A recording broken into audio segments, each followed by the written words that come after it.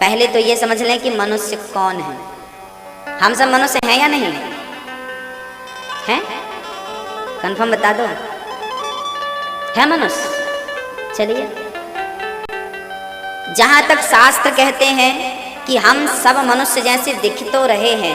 अच्छा, मनुष्य जैसा दिखना अलग बात है और मनुष्य होना अलग बात है।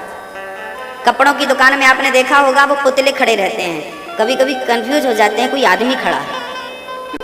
तो मनुष्य जैसे तो पुतले भी दिखते हैं, तो मनुष्य जैसा दिखना अलग बात है और मनुष्य होना अलग बात है। अब आप बताइए कि आप मनुष्य जैसे दिखने वाले हैं पुतले या ओरिजिनल मनुष्य हैं? मनुष्य हैं। तो जरा बताइए मनुष्य की परिभाषा क्या है? मनुष्य की परिभाषा आइए जरा हम समझते हैं। मनुष्य की परिभाषा क्या है? परहित सरिस धर्म नहीं भाई, पर पेड़ा सम नहीं अधमाई, धर्म न दूसर सत्य समाना, आगम निगम पुराण बखाना। मनुष्य का धर्म है दर्द से तड़प रहे व्यक्ति के ऊपर दया करना। पर हित सरिस, लोगों का हित, हमसे जितना हो सके हम दूसरों का हित करें। हित करने का अधिकार तो हमारे पास है, पर किसी का अहित करने का अधिकार नहीं है। यदि हमने किसी का अहित किया तो फिर हम मनुष्य नहीं, मनुष्य जैसे दिखने वाले पुतले रह जाएंगे। अच्छा, दूध वाला दूध देता है, लेकिन कभी कभी ना मिला देता है, क्या? पानी।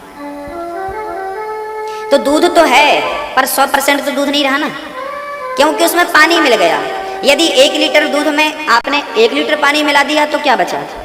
पानी पानी बचा। दूध तो 50 रह गया, 50 पानी हो गया। ऐसे ही जैसे पानी मिला देने से दूध का जो % है ना शुद्धता का, वो कम हो गया। ऐसे ही जब हम में कुविचार आ जाते हैं, जब हम काम क्रोध और अभिमान और अहंकार से ओतप्रोत हो जाते हैं, तो हमारा भी जो मनुष्य का लेवल है जरा कम हो जाता है। % जो मनुष्य के हैं ना, 100% मनुष्य कौन है? 100% मनुष्य कौन है? 100% मनुष्य केवल एक ही है, उनका नाम है राम। विप्रधेनु सुर संतहित लीन मनुज अवतार। राम जी 100% मनुष्य हैं, इसलिए तो राम जी के हाथों रावण मर गया। रावण ने तो वरदान ही मांगा था कि हम काहू के मरे ही न मारे, बानर मनुज जाति दुई बारे, या तो हम बंदर से मरें या तो हम मनुष्यों से मरें। रावण ने वरदान मांगा था ब्रह्मा जी से कि हम मनुष्यों से मरें। अरे मनुष्य तो इतने सारे थे, कोई भी मार देता ना। वो मनुष्य मारेगा जो 100% मनुष्य होगा। जिसमें मिलावट होगी ना जिस मनुष्य में, वो क्या मारेगा? तो उस जमाने में भी ना मनुष्य तो थे, पर उनमें भी काम क्रोध अहंकार के कारण वो भी % गिरा देते थे अपना। और अब तो हम में वही भरा है, पता नहीं मनुष्य 2-4% भी बचा के नहीं। सारी चीजें वही हैं, मिलावट ज्यादा है, शुद्ध तो गया। तो मैं आपसे निवेदन करता हूँ, एक बेटा वो है जो अपने माँ बाप की आरती उतारता है, यही भगवान है। श्रवण बन करके और माँ बाप को कंधे पर बिठाकर चारों धाम की यात्रा कराता है।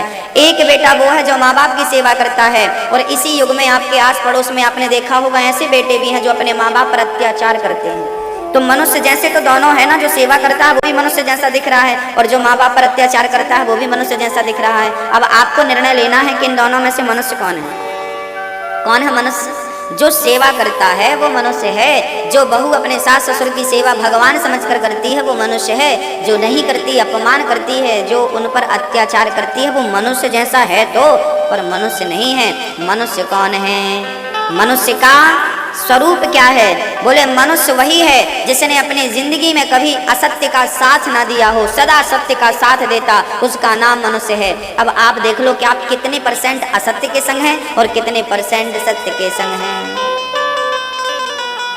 यदि आप सत्य के साथ हैं तो फिर आप मनुष्य हैं, और सत्य के साथ हैं तो अर्जुन के साथ भगवान थे, मतलब सत्य के साथ भगवान थे। दुर्योधन के साथ नहीं थे, मतलब वो असत्य के साथ नहीं थे। ईश्वर सत्य और असत्य नदी के 2 किनारे हैं, एक सत्य है एक असत्य। तो एक किनारा है जो सत्य का, उस पर आपको जाना है। यदि आप असत्य के किनारे पर चले गए तो कुछ नहीं होगा। अच्छा, नदियों में आपने देखा होगा, अधिकांश नदियों में क्या 100 की 100% नदियों में एक किनारे पर बाढ़ आती है और एक किनारे पर बाढ़ नहीं आती। जो किनारा ऊंचा होता है वो बाढ़ से बच जाता है। ऊंचे किनारे पर लोग शहर बसाते हैं, गांव बसाते हैं, और जो नीचा किनारा है वहां से भाग जाते हैं कि यहाँ तो बाढ़ आएगी ना। आपने देखा दिल्ली में यमुना का निचला स्तर खाली करा दिया जाता है जब बारिश आती है, निचले स्तर को खाली, जबकि ऊंचे स्तर को जहाँ ऊंचाई है वहाँ बाढ़ आनी नहीं है। तो एक तरफ तो बाढ़ है, एक तरफ बाढ़ नहीं है। इसका अर्थ यही है कि सत्य की तरफ आप हैं तो सुखी हैं, और असत्य की तरफ आप हैं तो आप दुखी हैं। तो आप देख लीजिए कि आप किस तरफ खड़े हैं। मनुष्य का धर्म क्या है? बड़े भाग्य मानुष तन पावा, सुर दुर्लभ सद ग्रंथन गावा। बड़े भाग्य से यह मानव तन मिला है। सूत जी महाराज कह रहे हैं मनुष्य का धर्म है सत्य बोलना, सत्यम ब्रूयात प्रियम ब्रूयात। सत्य बोलो, सत्य के मार्ग पर चलो। अच्छा, सत्य बोलने वालों में से किसी को जानते हैं आप? एक राजा थे, उनका नाम था हरिश्चंद्र। वो हमेशा क्या बोलते थे? क्या बोलते थे? एकदम सत्य बोलते थे। उन्होंने अपने स्वार्थ के लिए भी कभी असत्य का साथ नहीं लिया। अच्छा, हम भी ना प्रयास करते हैं, हम लोग भी कभी कभी सोचते हैं हमें भी सत्य बोलना चाहिए, और हम बोलते भी हैं, लेकिन जब हम पर विषम परिस्थितियां आती है ना तो हम बदल जाते हैं। नहीं नहीं नहीं, यहाँ पे बोलेंगे तो हमारा बड़ा नुकसान हो जाएगा, तो यहाँ झूठ बोल देते हैं। लेकिन एक राजा है हरिश्चंद्र, जिनके जीवन में इतनी विषम परिस्थितियां आई कि उनको बाजार में बिकना पड़ा, तो बिक गए, पर उन्होंने असत्य का साथ नहीं लिया, असत्य का दामन नहीं पकड़ा। राजा हरिश्चंद्र, उनकी पत्नी का नाम था तारा, उनका एक छोटा बेटा था 5 वर्ष का, नाम था रोहित। एक दिन राजा हरिश्चंद्र ना भोजन प्रसादी करके रात्रि को विश्राम कर रहे थे, तभी उनको एक स्वप्न आया। उन्होंने स्वप्न में देखा कि उन्होंने एक ब्राह्मण को अपना पूरा राज्य दान कर दिया। एक स्वप्न देखा, वो बहुत बड़े दानी थे, वो जो भी मांगता, जो व्यक्ति मांगता उसे वो देते थे, जो मांग ले दे दिया करते थे। आज जब वो स्वप्न देखकर जागे ना तो बड़े व्याकुल थे, आज मैंने पूरा राज्य दान कर दिया। अब उनका ना अपने घर में मन नहीं लग रहा था कि मैंने इसको दान कर दिया है, अब मैं यहाँ कैसे रहूं, कैसे रहूं, कैसे रहूं। अच्छा, आप भी ना कभी कभी मन में विचार करते हैं कि हमें यहाँ पर दान करना है, और यदि आप किसी कारणवश ना कर पाए ना तो आपको लगता है नहीं नहीं, अब ये पराया पैसा मेरे पास रखा है, ये जल्दी से जल्दी मैं वहां तक पहुंचा दूं। अरे, हम साधारण व्यक्ति ऐसी भावना बनाते हैं कि जो कह दिया वो करना चाहिए। हम लोग भी कह देते हैं ना कि भाई साहब हम आपको इतना पैसा देंगे, दान करेंगे, हम आपकी सेवा में लो देंगे। कोई आपके घर कहने आ गया कि हम भंडारा कर रहे हैं, थोड़ी सेवा मदद चाहिए, आपने बोल दिया चलो हमारी तरफ से 5000 1100 जो भी, आप 500 रुपये मेरी तरफ से, तो आपने बोल दिया है, सामने वाला चला गया, लेकिन अब चिंता आपकी होगी कि भाई जो बोला है वो तो करना है, क्योंकि ये धर्म आपको बांधे रखा है। जब आप और हम इतना विचार कर लेते हैं तो फिर तो वो हरिश्चंद्र थे। आज उन्होंने स्वप्न में देखा कि हमने दान किया है, अब उनका मन नहीं लग रहा, उनको लग रहा है कि मैं ये सब दान कर ही दूं, स्वप्न को साकार कर दूं और चला जाऊं। उसी समय संयोग देखिए, श्री विश्वामित्र जी अपने संतों के साथ वहां पर आते हैं। स्वागत किया हरिश्चंद्र ने, चरण धो करके उन्हें आसन पर बिठाया और अपना पूरा स्वप्न कह सुनाया। महाराज, आज मैंने स्वप्न देखा, भोजन करिए आप। संतों ने भोजन प्रसादी खूब ग्रहण किया और राजा हरिश्चंद्र ने अब कहा, महाराज मैं आपको अपना पूरा राज्य दान करता हूं, मैंने आज स्वप्न में दान कर दिया है, हम रहा नहीं जाता, मैं दान करता हूं। विश्वामित्र जी बोले, ठीक है मैं तुम्हारा राज्य लेता हूं, मैंने तेरे दान को स्वीकार कर लिया। लेकिन हरिश्चंद्र, तुमने दान तो दे दिया, लेकिन हमने आपके घर भोजन किया है ना, तो दक्षिणा तो चाहिए, क्योंकि दान अलग विषय है, दक्षिणा अलग है। दान और दक्षिणा दोनों अलग अलग है। आप समझते हैं कि नहीं? दान क्या है और दक्षिणा क्या है, ये क्या है समझ लीजिए। जब आप किसी परमार्थ के लिए खर्च करते हैं उसका नाम होता है दान। किसी गरीब बेटी का विवाह कर दिया, गरीब परिवार की बेटी का, कहीं धर्मशाला बन रही है, मंदिर बन रहा है, निर्माण हो रहा है, आपने लगा कि आपको लगा कि हाँ यहाँ देना चाहिए, वहां दे दिया, वो दान है। लेकिन आपके घर पंडित जी आएंगे, सत्यनारायण भगवान की कथा कहेंगे और जब वो जाने लगेंगे तो आप उन्हें दान नहीं देंगे, आप पंडित जी की दक्षिणा देंगे। दक्षिणा का अर्थ है कि मेरी मेहनत का जो मेहनताना है, हाँ, उसे दक्षिणा कहते हैं। मैंने आपके घर पूजा पाठ करी, मैंने आपको सत्यनारायण भगवान की कथा सुनाई, कोई भी कथा सुनाई, कोई भी ब्राह्मण देवता आपके घर में सुनाएंगे, उसे आप मेहनत देंगे ना उनकी, वो दक्षिणा है। तो आपने हम अच्छा ब्राह्मणों को भोजन कराते हैं तो दक्षिणा देते हैं। तो विश्वामित्र जी ने कहा हमने भोजन किया है भाई, ये तो तुमने दान कर दिया अपनी इच्छा से, हमने मांगा तो नहीं ना, लेकिन अब दक्षिणा हमारी दो। अच्छा महाराज क्या चाहिए? विश्वामित्र जी बोले कि हम इतने सारे ब्राह्मण हैं, इतने सारे साधु आए हैं, कम से कम 1100 साधु हैं, तो एक एक साधु को कम से कम एक एक स्वर्ण मुद्रा तो मिलनी चाहिए। उस जमाने में स्वर्ण मुद्रा चलती थी, सोने के सिक्के, आज लोहे का सिक्का चलता है, पहले सोने के सिक्के, मतलब 1100 रुपए। तो 1100 साधु थे, तो विश्वामित्र जी बोले हमारे साथ 1100 हैं, कम से कम एक एक तो आए सबके खाते में, तो आप हमें 1100 स्वर्ण मुद्राएं जल्दी से दीजिए, और चूंकि आपने दान कर दिया है तो तुरंत आप नगर से निकल जाइए, हम आपको अपने नगर में रखना नहीं चाहते। अब हरिश्चंद्र धर्म संकट में पड़ गए कि राम राम राम, मैं इतना सारा स्वर्ण मुद्रा कहां से लाऊंगा, 1100, क्योंकि मैंने तो अपना सब दान कर दिया, आप खजाने से मैं उठा नहीं सकता ना, क्योंकि वो पहले दान कर दिया। हरिश्चंद्र जाने लगे, महाराज मुझे 1 माह का वक्त दीजिए, मैं 1 माह में कमा कर और मैं आपकी पूरी दक्षिणा चुकाता हूँ। चल पड़े हरिश्चंद्र। जब हरिश्चंद्र घर से निकलने लगे तो पत्नी तारा दौड़ पड़ी, प्राणनाथ हमें छोड़कर कहाँ जा रहे हैं, हमें छोड़कर कहाँ जा रहे हैं, हमें भी साथ ले चलो। देवी तुम क्या करोगी हमारे साथ, हमें मजदूरी करनी है, मेहनत करनी है, और संत जी के हमें ये 1100 मुद्राएं चुकानी है, आप कहाँ जाओगी, क्या करोगी? महाराज मैं आपके चरणों की दासी हूँ, मैं आपका धन हूँ, मैं आपके साथ चलूंगी। बेटा रोहित दौड़ पड़ा, हमें भी साथ ले चलो। माँ कहाँ जा रही हो? माँ हमें भी साथ ले चलो। तीनों निकल पड़े। तभी विश्वामित्र जी ने कहा राजन ये तुम्हारे गले में बहुत सारे मणियों की माला, ये सोना चांदी पड़ा, उतारो इनको। विश्वामित्र जी ने पूरे कपड़े पूरे वस्त्र उतरवा लिए और सिंपल साधारण वस्त्र दे दिए, इन्हें पहनो और जाओ। और सुनो, जहां तक हमारा राज्य है वहां तक किसी से काम मत मांग लेना, हमारे राज्य में आपको काम नहीं करना, निकल जाओ यहां से। विश्वामित्र जी ने निकाल दिया अपने नगर से। पूरी पृथ्वी पर हरिश्चंद्र का साम्राज्य था। तब हरिश्चंद्र ने विचार किया अब कहां जाऊं। तब उन्होंने विचार किया कि इस पृथ्वी में कोई भी राजा हो सकता है इस पृथ्वी का, लेकिन काशी का राजा कोई नहीं हो सकता। काशी का राजा तो केवल भगवान शिव हैं, इसलिए काशी कहा जाता है, काशी भगवान के त्रिशूल पर स्थित है, इसलिए काशी का कोई राजा नहीं होता। काशी के राजा भगवान शिव हैं। तो हरिश्चंद्र को लगा मैं काशी जाऊं, क्योंकि मेरे राज्य में मुझे नहीं जाना, पर काशी मेरे राज्य से बाहर है, क्योंकि वो शिव की नगरी है। उस नगरी में हरिश्चंद्र पत्नी तारा और बेटा रोहित को लेकर चले गए, गंगा के किनारे बैठ गए। सवेरे से शाम, शाम से रात सबसे काम मांगा, भैया कोई काम हो हमारे लायक तो बता दो, हमें पैसों की बहुत जरूरत है, हम आपके घर काम करेंगे। ना ना हमारे पास पूरे चाकर हैं, आप जाइए। 10 दिन निकल गए, 15 दिन, कोई काम नहीं मिला। 20 दिन निकल गए, 25 दिन, आज महीने का अंतिम दिवस है। हरिश्चंद्र मन में विचार करने लगे, कहीं मेरी वाणी, कहीं मेरा वचन मिथ्या ना हो जाए। मैंने कहा है कि 1 महीने के अंदर मैं आपका पूरा धन चुका दूंगा, और आज महीने का अंतिम दिवस मैं नहीं चुका पाया तो मेरी वाणी, मेरा वचन मिथ्या हो जाएगा। जीवन भर का मेरा पुण्य एक वाणी से बर्बाद हो जाएगा। सोच रहे थे, तभी मन में ख्याल आया मैं अपने आप को बेच दूं।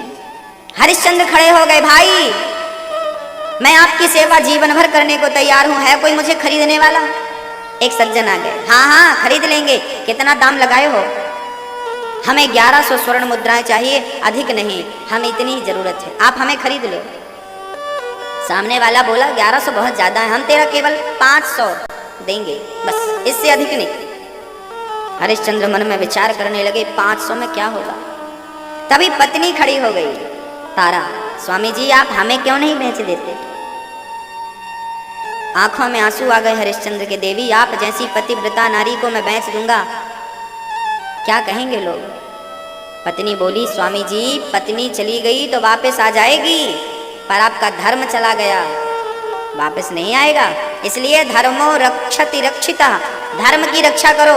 आप अभी पत्नी और पुत्र की रक्षा बिल्कुल मत करो। चल पड़े हरिश्चंद्र। ठीक है, खड़ी हो गई पत्नी, अपनी बोली खुद लगाती है, मुझे कोई खरीद लो।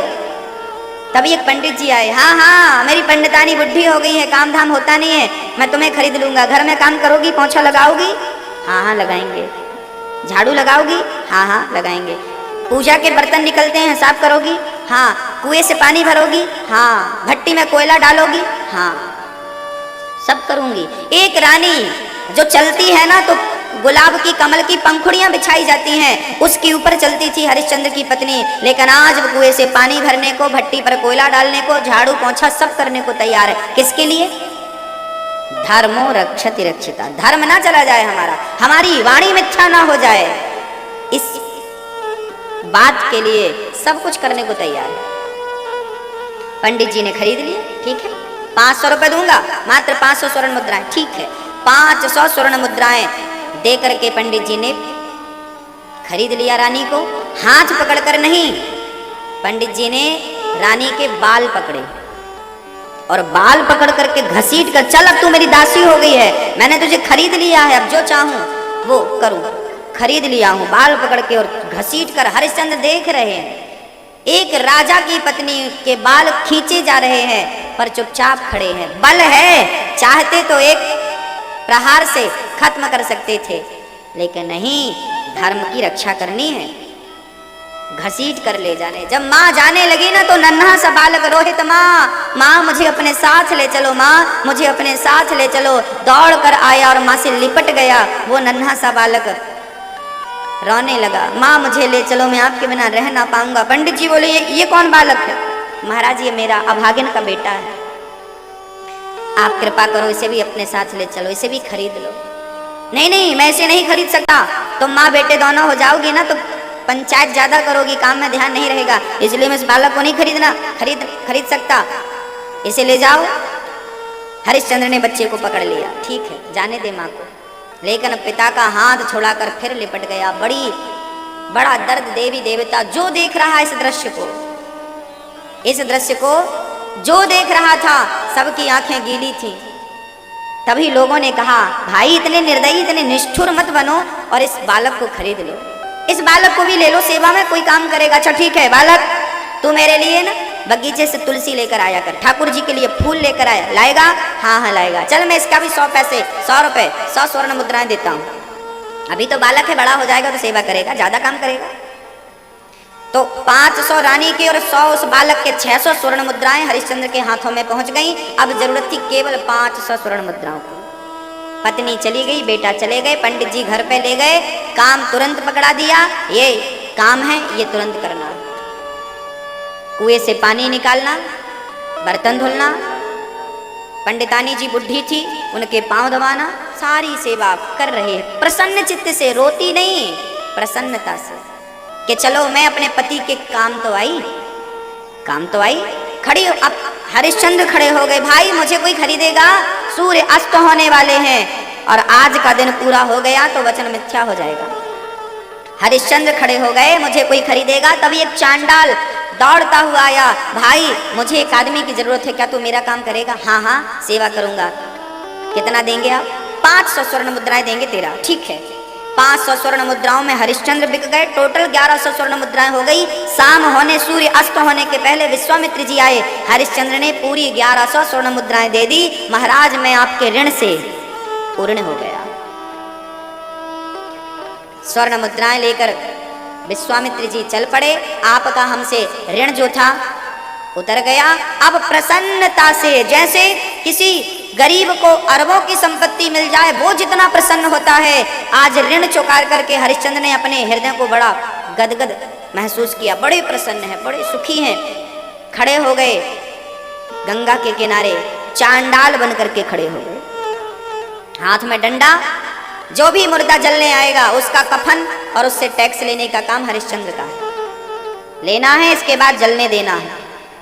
जागते रहो, आवाज लगाने लगे, पूरे चौकीदारी चालू हो गई। यहाँ पंडितानी के घर में रानी सेवा करती, बालक जाता और बगीचे से बढ़िया चुन चुन करके पुष्प लेकर आता और ठाकुर जी की सेवा में पुष्प समर्पित करता। पंडित जी पूजा पाठ करते थे। एक दिन की घटना, एक दिन रोहित अभी 5 साढ़े 5 वर्ष का ही था। आज बगीचे में जब पुष्प तोड़ने गया ना सुबह सुबह, तो बगीचे में एक काला नाग उस रोहित को, जैसे ही वो फूल तोड़ने के लिए अपना हाथ बढ़ाया ना, तो उसी पर नाग था, उसने डस लिया। चिल्लाने लगा बालक, माँ मुझे सांप ने डस लिया, माँ मुझे सांप ने डस लिया, माँ। वो माँ तक पहुंचे उसके पहले सांप का वो जहर पूरे शरीर पर चढ़ गया, पूरा शरीर नीला पड़ गया और धड़ाम से बालक वहीं बगीचे में गिर गया। चिल्लाने लगा, भैया मेरी माँ को बुला दो, कह दो तेरे बेटे को रोहित को सांप ने डस लिया। बहुत लोग वहां से गुजरे पर किसी ने बालक पर ध्यान नहीं दिया। तभी एक महात्मा वहां से आए और उन्होंने देखा कोई बालक आवाज लगा रहा है। महात्मा बगीचे में प्रवेश किए। तभी बालक कह रहा था, महात्मा जी मेरी माँ आगे रहती है, माँ से कह देना कि तेरे बेटे को सांप ने डस लिया, बस ये सूचना माँ तक पहुंचा देना। इतना कहकर रोहित चुप हो गया, मानो प्राण निकल गए। पंडित जी दौड़े दौड़े, महात्मा जी दौड़े दौड़े गए, अरे भाई रोहित किसका बेटा है, भाई रोहित किसका बेटा है। तभी कुएं से पानी भरती हुई दौड़ पड़ी तारा, महाराज मेरा बेटा है, क्या हुआ। अरे तेरे बेटे को बगीचे में सांप ने डस लिया, वो तड़प रहा है, जल्दी वैद्य के पास उसे ले जा, कहीं मर ना जाए। दौड़ पड़ी माँ, लेकिन माँ दौड़ती उसके पहले पंडित जी आ गए। कहाँ जा रही है, क्या कुएं से पानी नहीं भरना, अरे मेरी पूजा का टाइम हो गया, जल्दी पानी लेकर आ। यहाँ कहाँ जा रही हो, महाराज मेरे बेटे को सांप ने डस लिया। अरे बहाना मत कर, काम करने का टाइम है, चल डसने दे, सांप आ जाएगा। हाँ तू अभी काम पर ध्यान दे। पानी भरने लगी, ये बात पता है कि बेटे को सांप ने डस लिया। फिर पानी भर रही है, पानी भर के तांबे के पात्र में पंडित जी के पास रख रही है। पंडित जी ने काम बता दिया, ये बर्तन धुलो, ये पूजा के बर्तन धुलने लगे। वो काम पूरा हुआ, पंडित जी ने दूसरा काम बता दिया, अब ये काम करो। हाँ हाँ सुनो जरा, पंडितानी को जरा उठा के बिठा दो जरा धूप में। जहाँ सुबह से शाम हो गई, लेकिन उसे इतना टाइम नहीं मिला कि वो अपने बेटे को जाकर देख ले कि जिंदा है या मर गया। लेकिन धन्य है वो माँ, ऊंचे आवाज में ऊंचे शब्दों में बात नहीं करती, क्योंकि बिक चुकी है ना। वो जानती है, वो 500 स्वर्ण मुद्राओं में बिक चुकी है। वो जानती है कि हम इनसे ऊंची आवाज में, क्योंकि हम इनकी दासी हैं, ये हमें मार डालेंगे तो हम मर भी जाएंगे, ये जानती हैं। शाम हो गई, शाम का काम पूरा किया, रात हो गई, पंडित जी पंडितानी सो गए। जब पंडित जी और पंडितानी सोए तब माँ तो माँ है, अब रात को तो कम से कम जाकर अपने बेटे को देख लूं किस हाल में है। जाकर देखा बगीचे में तो बेटा वहीं पर पड़ा हुआ था। माँ ने उठाया, बेटा रोहित उठ देख तेरी माँ आ गई, बेटा रोहित उठ देख तेरी माँ आ गई। प्रसाद रोहित कह रहा था कि माँ तेने आने में बड़ी देर लगा दी, तेरा रोहित चल बसा चला गया। माँ ने उठाया, अपनी गोद में लिया, देखा माँ ने समझ गई कि बेटा मर गया है, नाड़ी बंद हो चुकी है, श्वास रुक चुकी है। माँ समझ गई सुबह होगा तो मैं बच्चे का संस्कार भी नहीं कर पाऊंगी। माँ ने निर्णय लिया कि मैं रात को ही इसका अंतिम संस्कार, ये यहाँ मरा पड़ा रहेगा, ना जाने कौन कौन पक्षी इसे खाएंगे, इसलिए इसे दफना देती हूँ। उस बच्चे को उड़ाने के लिए ना माँ के पास कफन नहीं था, तब माँ ने अपनी आधी साड़ी फाड़ी और बच्चे को उड़ाती है और गोद में लेकर के हरिश्चंद्र की पत्नी तारा बालक को लेकर चल पड़ी। तारा रोती हुई गंगा के किनारे पहुंच गई। संयोग देखिए कि वो उसी घाट पर पहुंची जिस घाट में हरिश्चंद्र पहरा दे रहे थे, लेकिन काफी रात थी, पहचान नहीं पाए। रानी रोने लगी, तारा रो रही है, बेटा मैं अभी वो गांव में थी ना, फूट फूट के रो नहीं पाई, क्योंकि रोती ना तो पंडित जी जाग जाते। अच्छा रोने चली गई तो आंसुओं को पी पी करके, और वो चुपचाप आज शमशान पर जाकर फूट फूट करके रो रही है, गंगा मैया तू भी माँ है और मैं भी माँ हूँ, देख आज मेरे बेटे को सांप ने डस लिया, मैं अभागिन हूँ, समय से शायद मैं पहुंच जाती तो मेरा बेटा बच जाता, समय से इलाज मिल जाता तो शायद मेरा बेटा बच जाता। तभी हरिश्चंद्र जी आ गए, देवी क्या हुआ। महाराज मेरा बेटा मुझे छोड़कर चला गया, मैं अपने बेटे को इस शमशान में दफनाने आई हूँ। हरिश्चंद्र बोले वो तो सब ठीक है, पर इस शमशान में दफनाने के पहले आपको टैक्स चुकाना पड़ेगा। टैक्स? हाँ।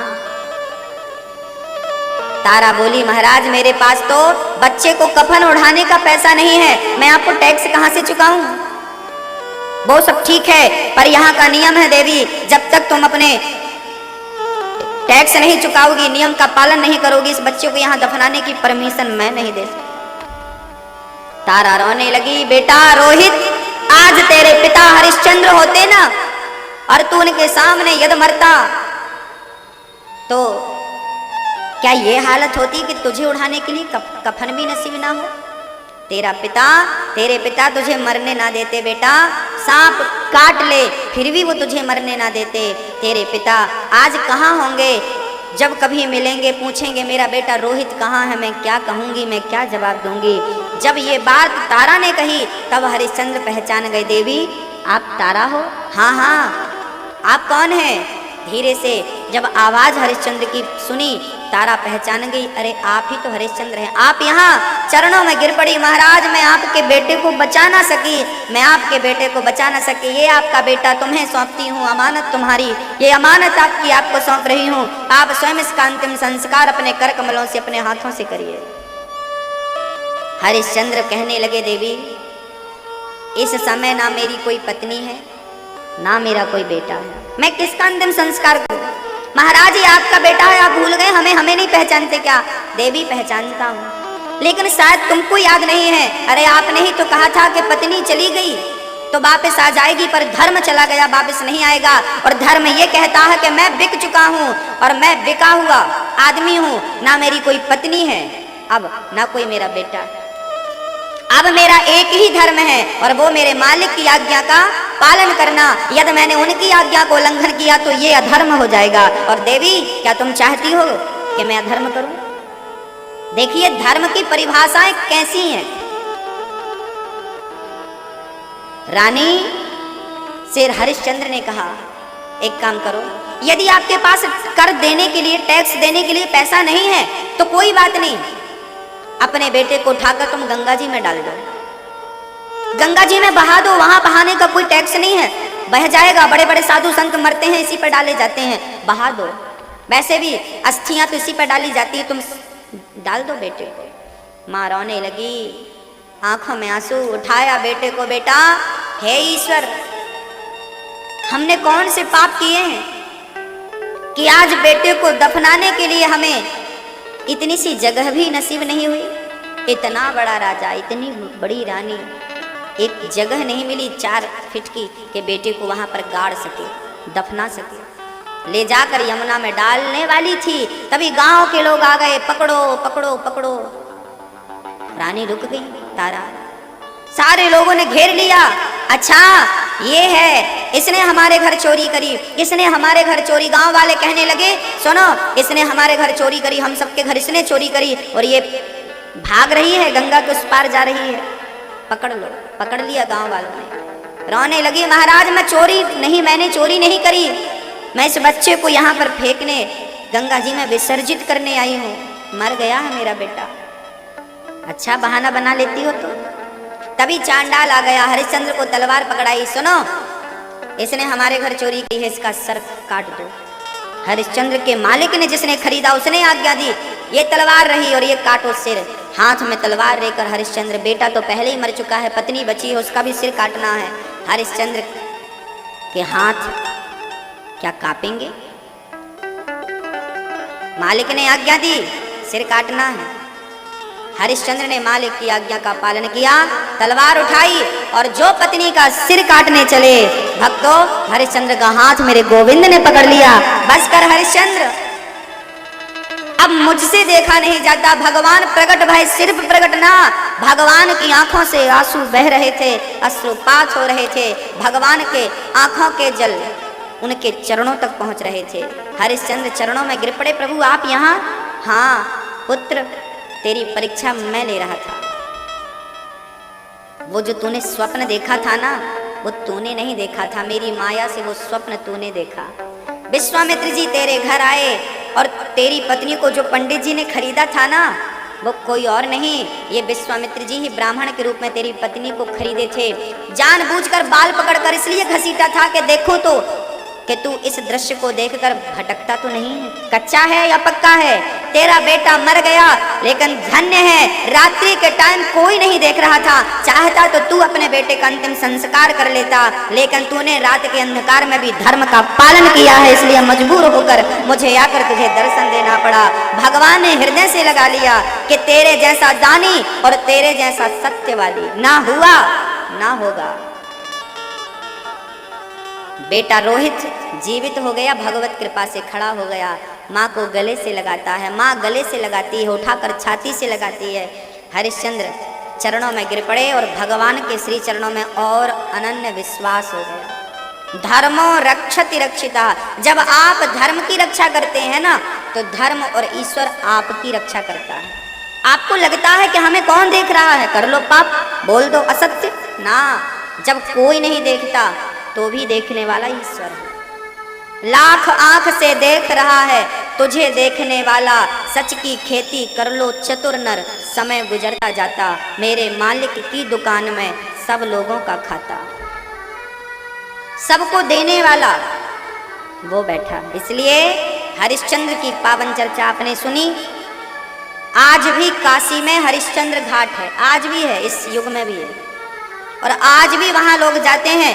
आज भी अरे दुनिया के हर कोने में, दिल्ली में मनुष्यों की भीड़ मिलेगी, मुंबई में मनुष्यों की भीड़ मिलेगी, लेकिन एक काशी है, एक हरिश्चंद्र घाट है, जहां लोगों की भीड़ नहीं, मुर्दों की भीड़ होती है। पूरी दुनिया से आज भी वहां पर लोग जलने के लिए आते हैं। मनुष्य की इच्छा रहती है कि मैं मरूं तो काशी में मरूं, जलूं तो गंगा के तट पर जलूं, मेरी अस्थियां, मेरी चिता की राख मां गंगा स्वयं लहरों के माध्यम से और अपने अंदर लेकर जाए। हरिश्चंद्र घाट आज भी।